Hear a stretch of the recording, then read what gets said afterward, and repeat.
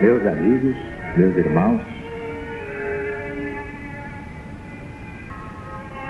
o Centro Espiritual Universalista, o CEL da LBV, unifica neste final de ciclo todos os ensinamentos de Jesus em espírito e verdade, mas à luz do novo mandamento. Nenhum sectarismo, nenhum ecletismo, nenhum hibridismo, porque a verdade não é híbrida, não é sincrética, não é eclética, não é sectária. A doutrina do céu é exatamente a doutrina do Cristo de Deus, acima de todas as perversidades geradas pelas religiões humanas, diletas filhas de Satanás ou do Anticristo.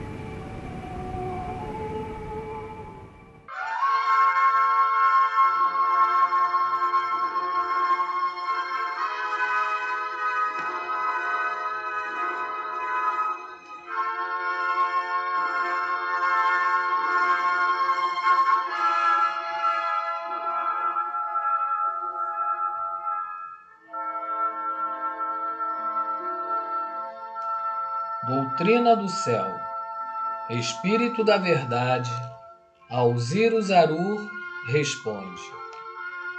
A lição de hoje é Deus e a Vida Universal 5, publicada no jornal Gazeta de Notícias, no dia 18 de abril de 1970.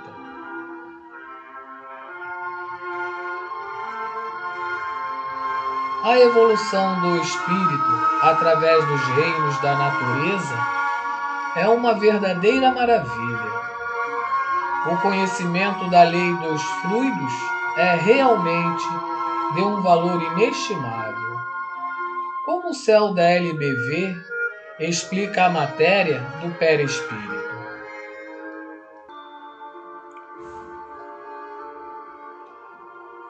Ensina o Espírito da Verdade.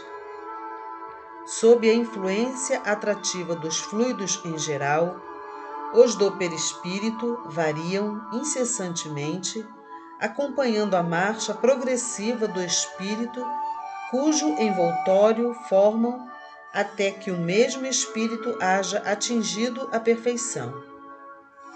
Isso se dá, quer se trate de um que permaneceu sempre puro, quer de outro que tenha falido em suas provas. De acordo com as suas tendências e com o grau do seu progresso, o espírito assimila constantemente os fluidos que estejam mais em relação com a sua inteligência e suas necessidades espirituais. Quanto mais inferior ele é, mais opacos e pesados são os fluidos perispiríticos.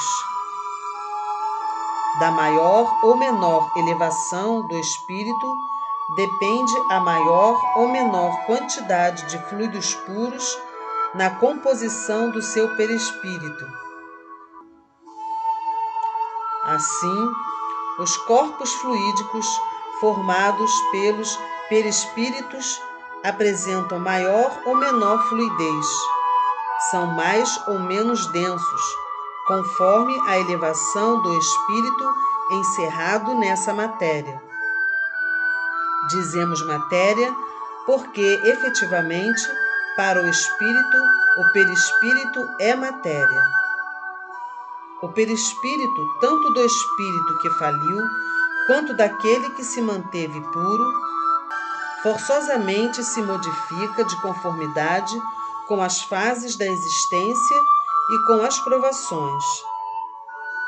Só quando o espírito atingiu a perfeição, e só então lhe é dado modificar voluntariamente o seu perispírito, de acordo com as necessidades do momento, com as regiões que tenha de percorrer, com as missões que o Senhor lhe confia, conservando-se inalterável a essência purificada do mesmo perispírito.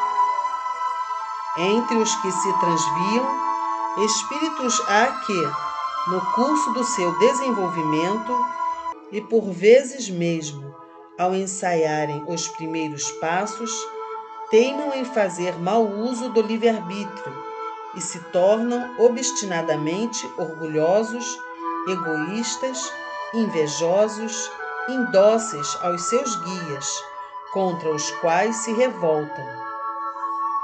Esses espíritos presunçosos e revoltados, cuja queda os leva às condições mais animais da humanidade, são então humanizados, isto é, para serem domados e progredirem sob a opressão da carne, reencarnam em mundos primitivos, ainda virgens da presença do homem, mas preparados e prontos para essas encarnações. Reencarnam em substâncias humanas, às quais não se pode dar propriamente o nome de corpos.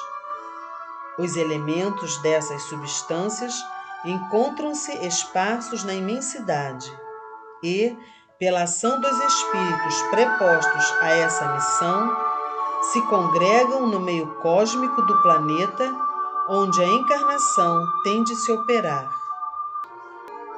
São substâncias também destinadas a progredir, a desenvolver-se por meio da procriação, nas condições estabelecidas para a execução da lei natural e imutável de reprodução em tal caso.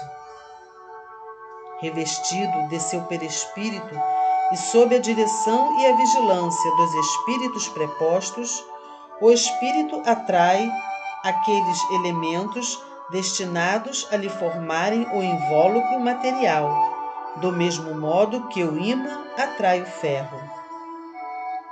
Ainda aí se verifica o resultado de uma atração magnética, prevista e regulada pelas leis naturais e imutáveis, constituindo esse resultado uma das aplicações de tais leis.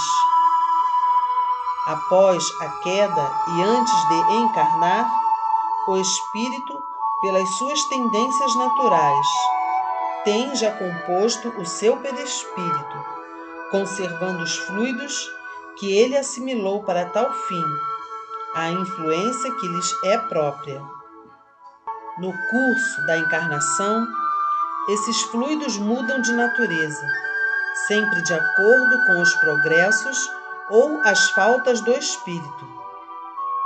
Se a encarnação produz melhoria no estado moral, os fluidos que constituem o perispírito experimentam a melhora correspondente. É para nos servirmos de uma comparação humana, é rapariga do povo despindo suas roupas grosseiras para envergar o vestido de noiva. A matéria que o espírito anima lhe auxilia o desenvolvimento, quer se trate do espírito humano, quer se trate da essência espiritual, isto é, do espírito em formação nos reinos mineral, vegetal e animal. Entre os que se transviam, muitos há também cujo transviamento só se dá depois de terem sido, por largo tempo, durante séculos, dóceis aos espíritos incumbidos de os guiar e desenvolver. Depois de haverem trilhado até certo ponto mais ou menos avançado de desenvolvimento moral e intelectual, o caminho do progresso que lhes era indicado. Esses encarnam em planetas mais ou menos inferiores, mais ou menos elevados, conforme ao grau de culpabilidade, a fim de sofrerem uma encarnação mais ou menos fluídica, apropriada e proporcionada à falta cometida e às necessidades do progresso na elevação espiritual. Assim como Deus criou, cria e criará em progressão contínua na imensidade, no infinito e na eternidade, essências espirituais e, portanto, espíritos, também criou, cria e criará sempre mundos adequados a todos os gêneros de encarnação, para os que se transviaram, ainda se transviam e depois se transviarão. Assim, sempre houve, há e haverá, por um lado, terras primitivas, mundos materiais, mais ou menos inferiores, mais ou menos elevados, mais ou menos superiores, uns em relação aos outros. E, por outro lado, mundos cada vez menos materiais, cada vez mais fluídicos, até os planetas da mais pura fluidez, a que podeis chamar mundos celestes divinos, os quais só têm acesso os espíritos puros. Os espíritos que, obedientes aos seus guias, seguem a diretriz que lhes é apontada para poderem progredir, esses trilham o caminho da elevação através de esferas fluídicas, sucessivamente mais adiantadas, onde tudo está em relação com as inteligências que as habitam. Permanecendo dóceis, elevam-se dessa forma pela eternidade afora, depois de haverem passado por todas as fases de existências, por todas as provas necessárias a uma ascensão tão alta até chegarem à perfeição. A essa altura, nula se torna sobre eles a influência da matéria. Dizemos da matéria porque para o espírito, os fluidos do perispírito e o que ele assimila nada mais são que matéria. Para atingirem essa perfeição, aos espíritos que se mantiveram puros na infância, na fase de instrução e ao longo da estrada do progresso, cumpre também que, guiados pelos seus protetores, percorram, na medida e na conformidade da elevação alcançada, todas as esferas, as terras primitivas, os mundos inferiores e superiores de todos os graus, as moradas inumeráveis dos que, por terem falido, sofrem as encarnações e reencarnações sucessivas, tanto materiais quanto fluídicas, em suas diversas gradações, até que, tornada nula sobre eles a influência da matéria, consigam entrada na categoria dos espíritos puros.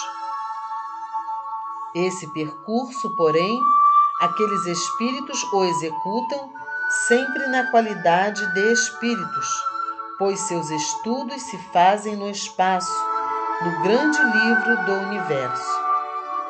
Os que faliram, para chegarem à perfeição, também são obrigados a percorrer, na medida e na conformidade da elevação de cada um, todos os mundos que os espíritos puros habitam, assim como os que servem de habitação aos encarnados, em todos os graus da escala espiritual. Com relação aos mundos que os encarnados habitam, bastam àqueles espíritos os estudos humanos.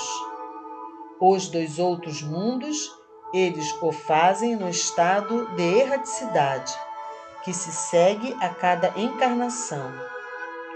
Cumpre-lhes, nesse estado, percorrer todas as camadas de ar e de orbes que flutuam no espaço, aprendendo aqui, ensinando ali, sempre se elevando às regiões superiores. É a marcha infinita para Deus.